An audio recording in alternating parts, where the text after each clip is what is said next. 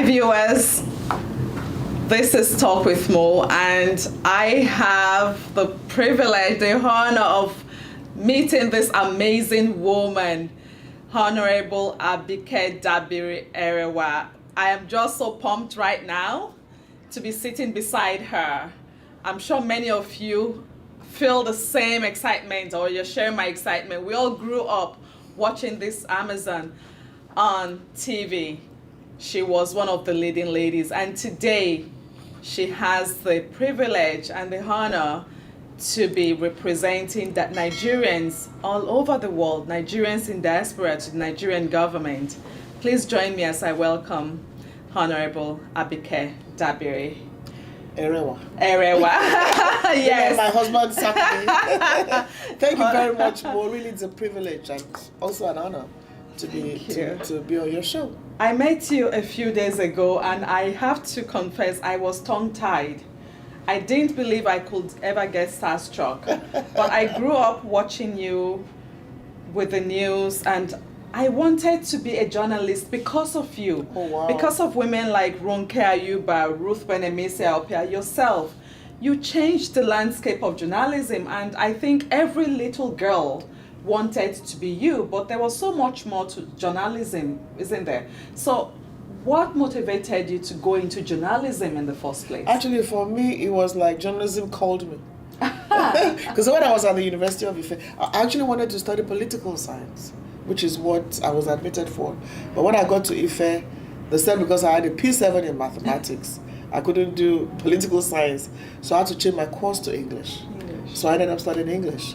And then I took it very seriously. I mean, was this very serious student. And then I got posted to do my NYSC in Benin. And I was posted to the News Agency of Nigeria. So when I got to the News Agency of Nigeria, I didn't work like, oh, I'm just a corper. When I got there, I started learning how to write stories. I'll follow them on assignments. I'll just write. They will read correct. Nobody was telling me to do that, but I was just doing it because I was a youth corper and I wanted to learn.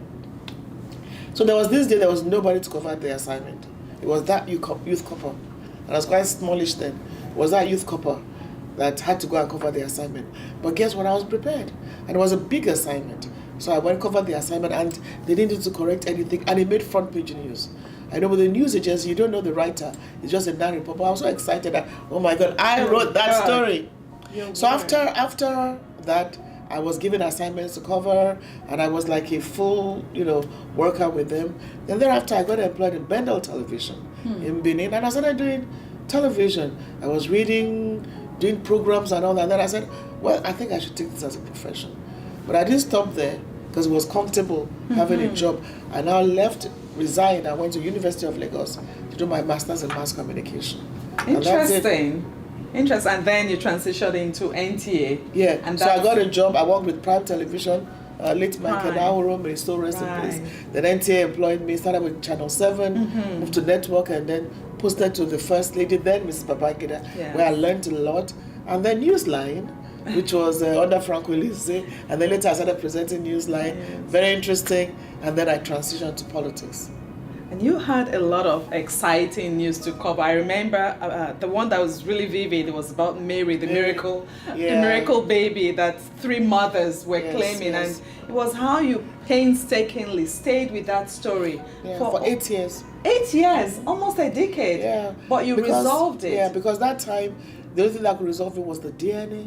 And there was nothing like DNA in our part of the world then. But we resolved it.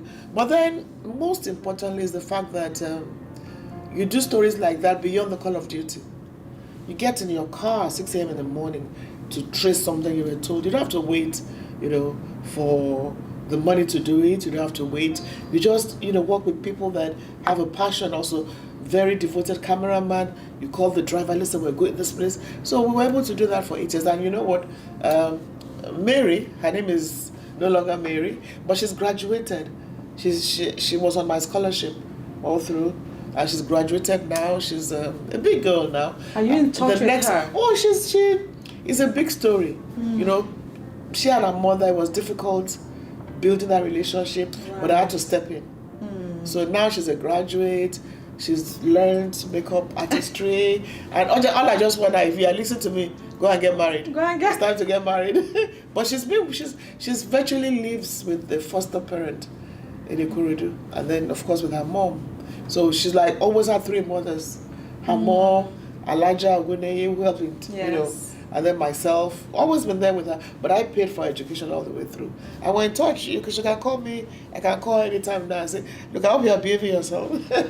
So that was yeah. really going beyond the call of duty, and that is the kind of excellency that I know that has been associated with you.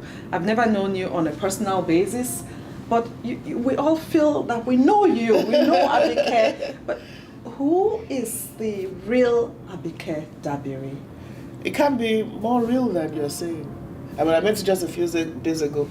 This is tough doing this interview because of the tight schedule, but it's like, you're a woman. I know what it is to be a female in this profession. And it was like, no, let me just do it. What does it cost me? But at least let me just support another woman. You know, so that's me. I don't think there's more. Like, sometimes you hear negative stories, but those things don't bother you. But I got 2 children, 2 granddaughters, a wonderful husband, a great family, and just try to be focused on what you do. And my guiding philosophy is that, you know, no matter what, try to impact somebody else's life. You never know where it gets you. And it's not about how much money you have in your account, it's about how many lives you're able to touch. Yeah. And isn't that what you did when you were member of the House of Reps? What motivated you into politics? Was it this call of duty, going beyond this call of duty? Because there's much more. Yeah. Again, I think it was just destiny. Father Cooker, now Bishop Cooker, nominated me for a program at Harvard University. It was a program for leaders in the developing economy. So I was the only journalist in the program. Everybody was a prime minister, a minister, and like from Nigeria were 3. The late Minister Ojumadueke was on the program. So it challenged you to do something about leadership in your country. So when I got back to the NTA, for a couple of months I was not allowed to present Newsline. It was like, oh, okay, next Sunday. But I didn't bother. So I had more time to do other things. And then it kept occurring to me that, listen, you can. And then actually people started talking to me. It's like you're having a conversation. I remember one with, the first person was Dele Alaki, Honorable Dele Alaki, Minister of Solid Minerals. Right. We're having this conversation. So, well, they try it now. I'm like, me, I can't contest to. Then another person speaks to me and says, why don't you give it a shot? I just got up. One of these days, went to Ikorodu. Because I didn't have much doing at NTA. They're not giving me much job to do. So I just do 1 report a week. So the time I went to Ikorodu, saw the chap who was the secretary of the Alliance for AD then. Yes. And then asked him, listen, what's your name? Oh, I'm Erogbobo. Okay, this is the compound, this is your ward. Then I started attending ward meetings. So I'll go to the lowest, the ward, which is the deepest arm of your local government. You know, the real grassroots. So I'll be sit with them, they'll look at me. Now, the face helped. I was a familiar face on television. Woman on television, what's she doing here? I'll sit with them, we'll have fun, but I was enjoying it.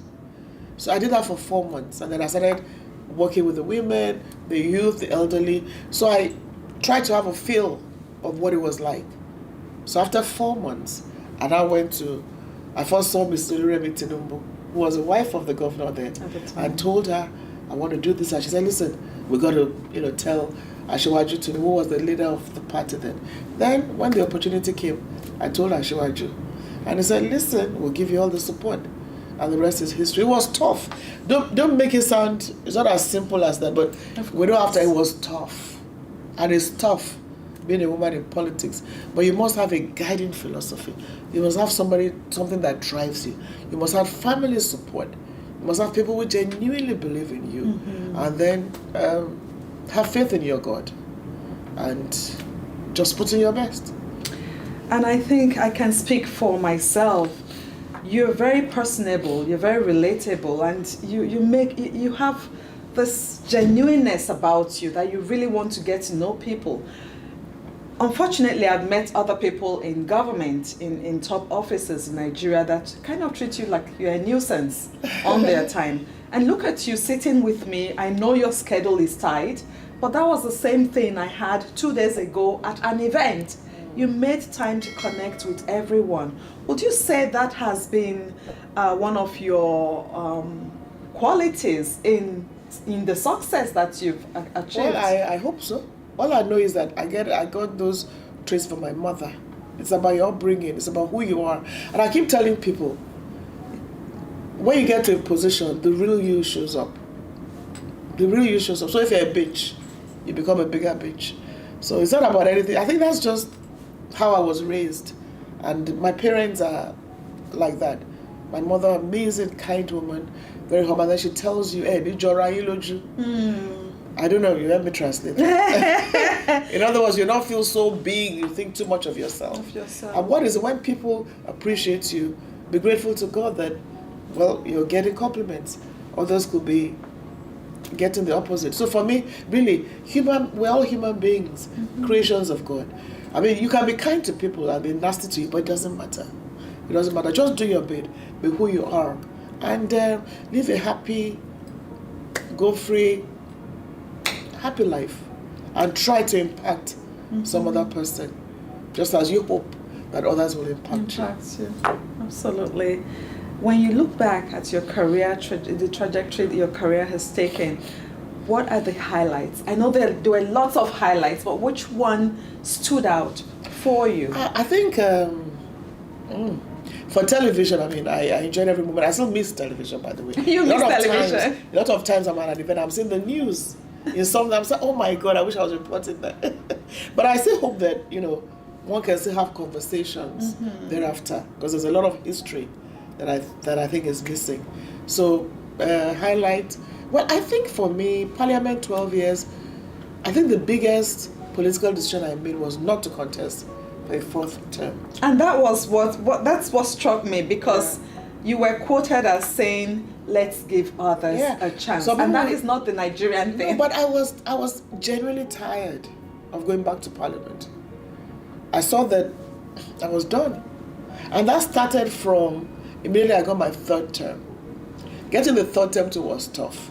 And I realized I don't need fourth term, you're going to have to be, do what you probably shouldn't be doing. Everything was in my book. But the thing is, I knew that it was time to just let it go. You're writing a book. Oh yes, I'm writing a book. Wonderful. Yeah. When can I've we been writing that book that? forever. So I hope that by next year, it should have been ready last year when I was 60. But I'm hoping sometime in the new year. All so it was I think a wise decision, because there were many reasons for it, and I say it openly now. I think Parliament should have been more than like 4 terms. 4 terms, and then you leave. That should be the maximum. So I looked at others who had, so there were many reasons for that, but I think that's the biggest. I was bold enough to say, I'm done. But I played a trick. I played a trick so that political jobbers will not let you rest. There was a trick I played, and it played out very well. So that today, when I was not contesting anymore, someone would look at you and say, oh, it's done. Right. But today, you're still there. Relevant. So those who will still be hanging on to you, leader, you were able to separate the chaff from the wheat, so to speak. So I played a trick again. Wait for that trick when I tell them. Looking forward to that story. book. Looking forward to. So and then some people felt, oh, maybe somebody. It was a decision I made. Sat with my husband, my children, my family. I'm like, and they go. Someone says, what will now just say? But I'm a professional. There are many things you can do. Politics shouldn't be a career. And then, what were you doing in Parliament? I believe I put in my best, so just move on. Absolutely. So now that you are the chairperson of Nigerians in Diaspora Commission, what is the greatest challenge in that job? It's because it's new. You have to just think about a lot of things, and then you're dealing with people. The greatest challenge, of course, is funding. And the funding is, I hope it gets better. But then again, we're also thinking outside the box. Everything does not have to be government. So we're thinking outside the box. And the fact that, here I've seen like 4 cases, and I'm worried about parents just sending their children abroad, 17, 18, without even knowing where they're going to. Chaperone. Without, and then you send somebody to a country like this without knowing anybody. I've had 4 cases now that are really pathetic. So that gets to me. And then when you have cases of, somebody died, somebody did this, and you just have to. There are many you don't hear about. That's the truth.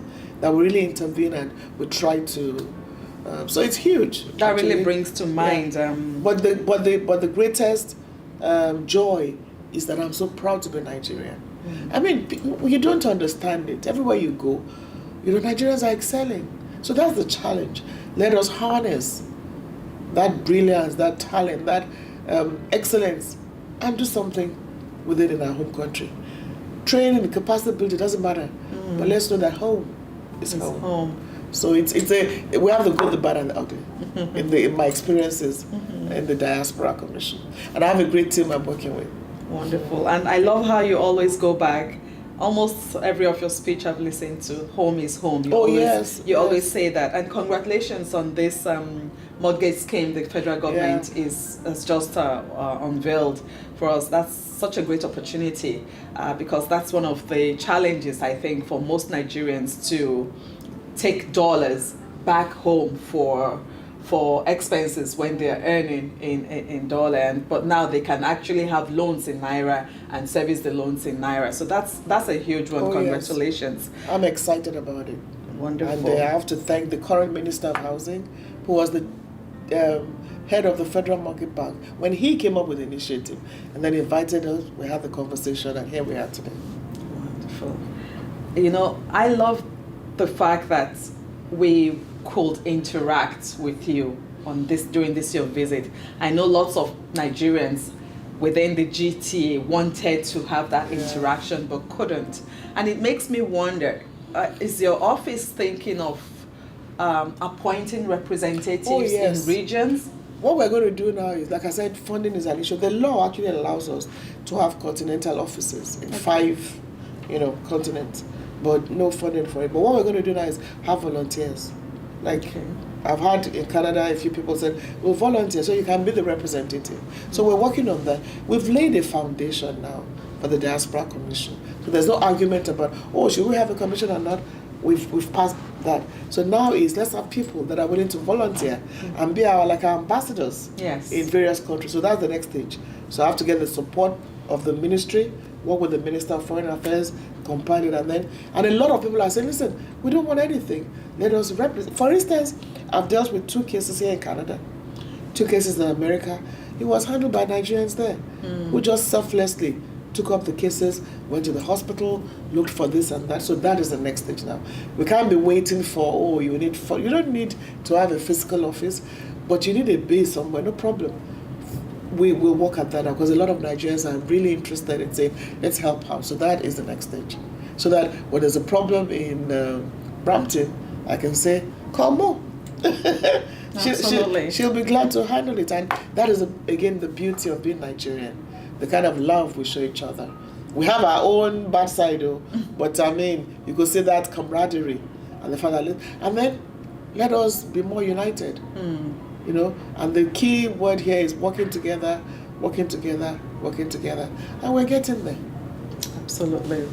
With the help of people like you spearheading this commission, I'm sure we'll get there. Thank you so very much, Honorable. I know that your time is it's precious, and I just want to say, on behalf of Nigerians in diaspora, thank you for all that you're doing. Thank you. It can't be an easy job, but we're here to support you in any how you want us to support you.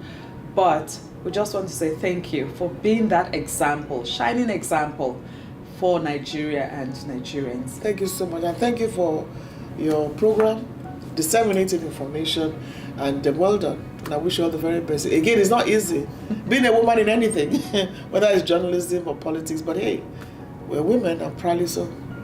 Thank you. Well done, Mo. Thank you, ma'am. Thank you.